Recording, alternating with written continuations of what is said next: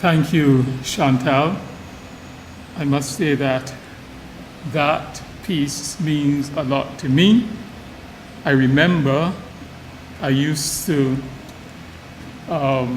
Voice of Barbados had a classical program at night, and I would call Alfred Pragnell, who ran at one stage, and ask if he would play that. And then I would make Pearson Bowen miserable, because he used to host that program, to play Pei Yesu. So thank you so much.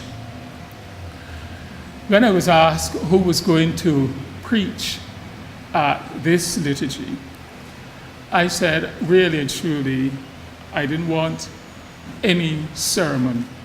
I just want to relate to people who are here, because most of you, if not all of you, have been there with me and have walked with me and journeyed with me over the past 40 years.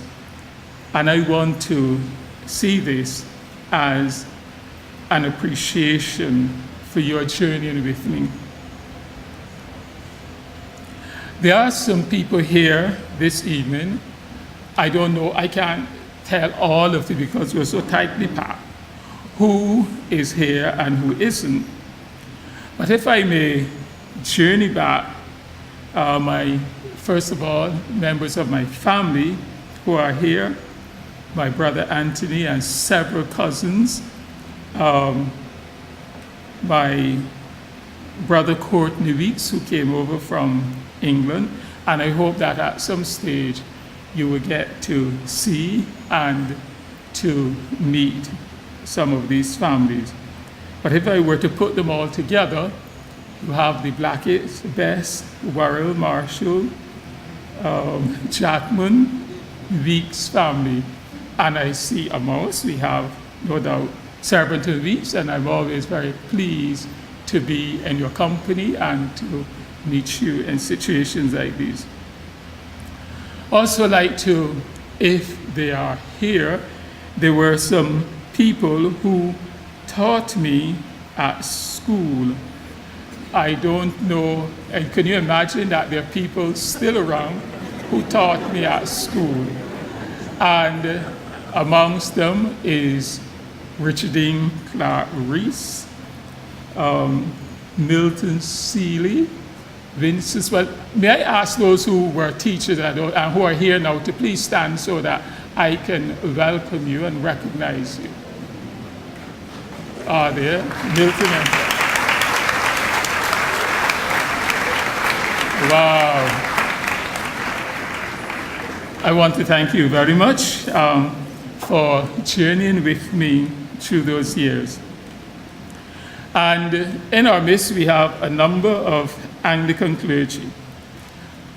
3 of them in Barbados, 4 if we include Bishop Peter Fenty, are also had just celebrated 40 years of ordination. Winston Lane, William Dixon, Michael Blackman. I don't know all of who are here, but I would like to acknowledge your presence and welcome you. And then amongst the other Anglican clergy, I am so very pleased to see Canon Andrew Hatch.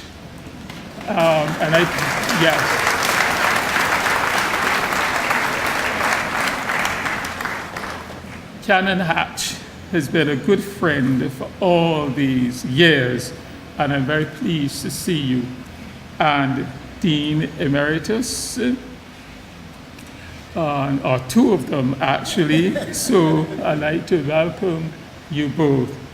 And also the new principal of Codrington College, and then Marcus Lashley and some others. I wouldn't go through the litany of persons who are here. We also have persons who were here with me from the beginning of those 40 years. I recall, and I always appreciate the Barbados Dance Theatre then, and I believe Cynthia Wilson is here because she was one of those who danced at that ordination. Is she here? Oh, yeah. Cynthia, it is so lovely. You look as though you could dance again this evening. And just to let you know some of the other persons who danced on that occasion, and may I hasten to say, that was the first liturgical dance that was ever performed in any church in Barbados. So the revolution began then. And as some would say, you know, you're a revolutionary, so I live to my name. With Cynthia in those days was Esme Wickham. She's gone to her eternal reward, and we pray for her. Hattie Lane, she was the daughter of Archdeacon Lane of the Anglican Church, but she was a member of that group. Hetty Workman, Molly Crowcross, Virginia Seeley, and Leah Gilbert. I don't know if any of these people are around, but you know, I appreciate and I always remember the wonderful job that you did on that occasion. And I want to use this opportunity to thank you and to say that I am so pleased that so many of you are still around. And then, of course, we have other peoples that were there and are continue to be there. I don't know if Matthew and Gregory Dickinson are here this evening, but if you are they here? Anyway, they're supposed to be here. I'd like to welcome them. And those are the sons of Canon Dickinson, who was at St. James Parish Church. I'd like to say that I'm very pleased to see the Aline family here, and we continue to journey together. And the Aline family put us, or me particularly, back centuries, because these are the descendants of Sir John Gay Aline, who was the founder of the school. So Richie and company, I'd like to welcome all of you. I don't know if Andrew is here, but I'd like to say hi and welcome to him as well. And sitting with you, I could see Joan Mahon.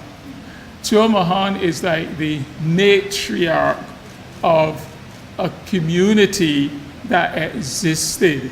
And Joan, I would like us to put our hands together for Joan Mahon.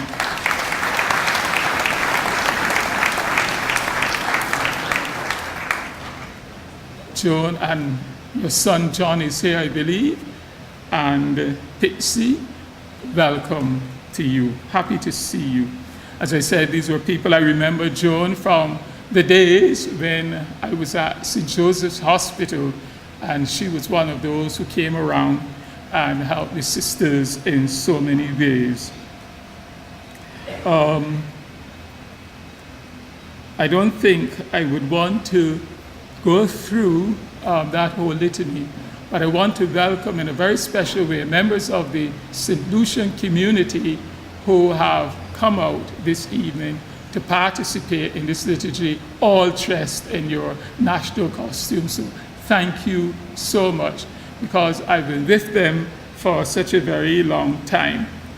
And then so many people were working behind the scenes to help to make this evening a joyous occasion, and I want to thank you. Brothers and sisters, this coming to where I am now had its beginning way back when. One of the things I like about the Irish is to try to get directions from them. If you're ever in Ireland and ask for direction, I know there's some Irish people here, and I'm sure they will bear me out on this, and you ask for direction, you'll get some wonderful direction. I remember two of us, myself and another Irish priest, were driving towards Galway, and we stopped to ask questions. First of all, I did not understand the language, and he didn't understand it too well either.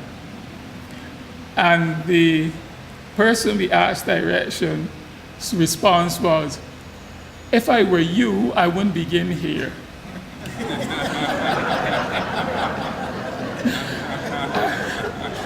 And that is so typical Irish. If I were you, I wouldn't begin here.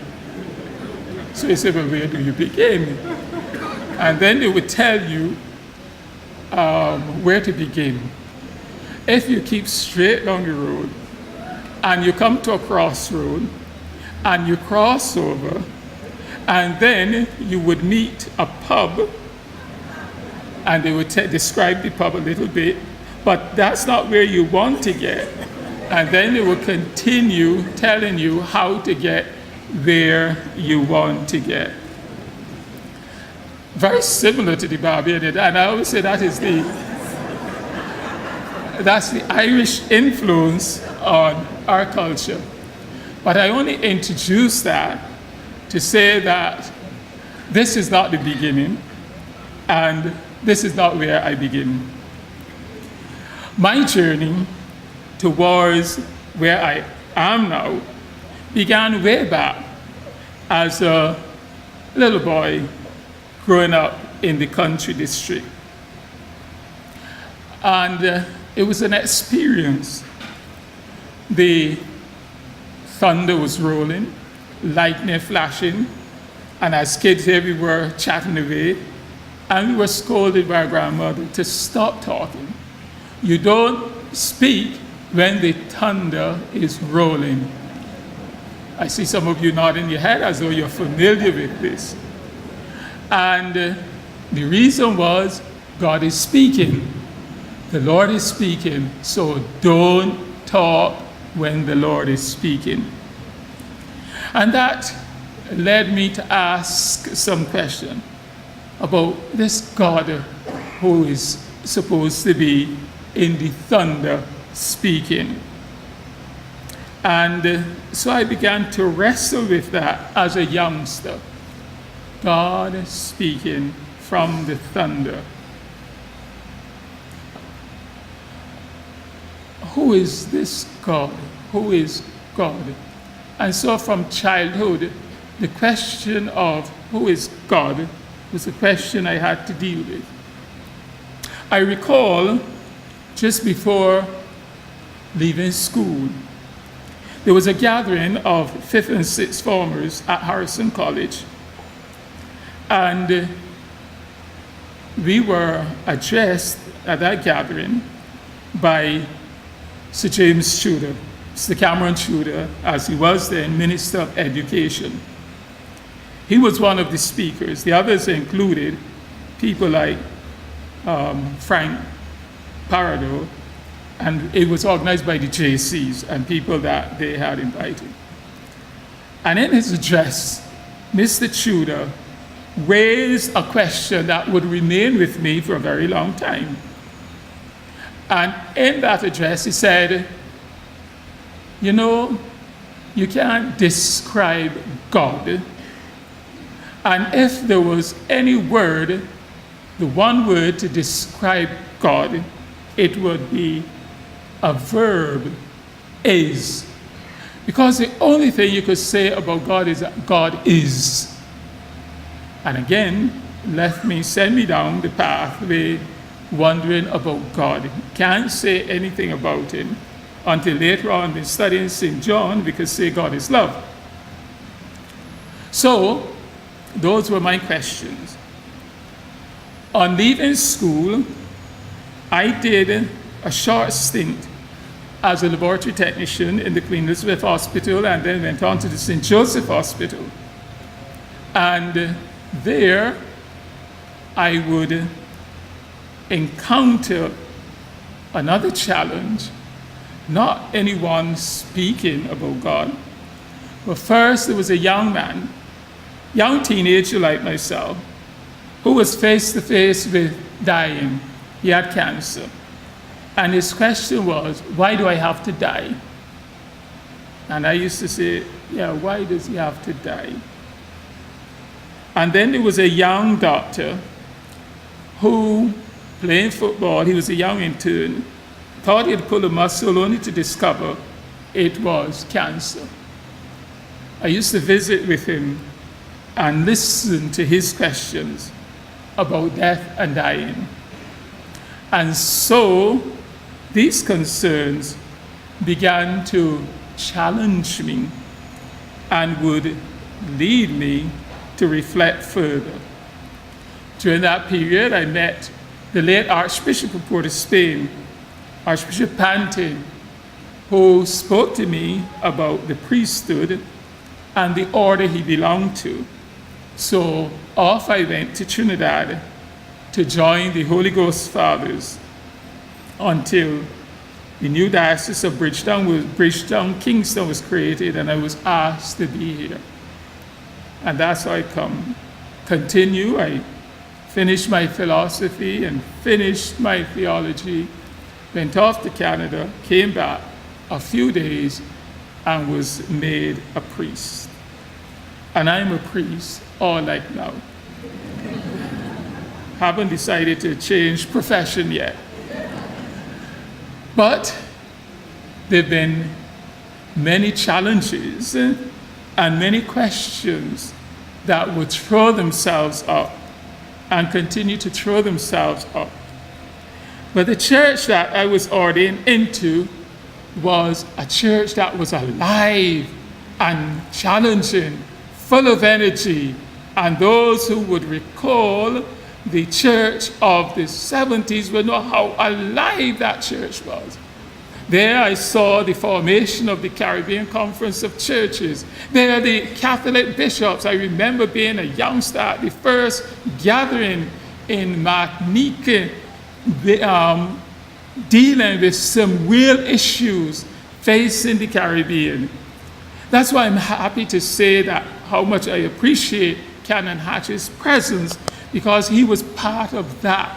I'm sure he would remember Chagaramos back then. I was a student. Who could forget Reverend Nihal challenging the church in the Caribbean? And I could say that it was a period when the church experienced a real social, political, theological earthquake that would shake the church to its foundation. And it was good to be part of that church. It was there too that we were being encouraged to contextualize the church, to make the church Caribbean, a truly Caribbean church. And not only the Caribbean, universally, things were happening to show that there was this need to make the church local. I would never forget the picture I saw of Pope Paul VI after a visit to Africa, standing up in St. Peter's before he gave the noonday blessing, and with his hands up, he said, "This is how they dance in Africa, because in Africa the church dance, everybody dance when they come together to celebrate." And so we tried. I did my best when I was at Blackrock and chaplain to the university, and everybody thought that here he is trying to change the Catholic Church, but all he was doing was trying to make the church relevant to Barbados and the Caribbean, because Pope Paul VI has said that the separation between faith and culture was the greatest drama of our times. And so all of us remember those days and how alive we were. I don't know what has happened since, but they say life begins at 40.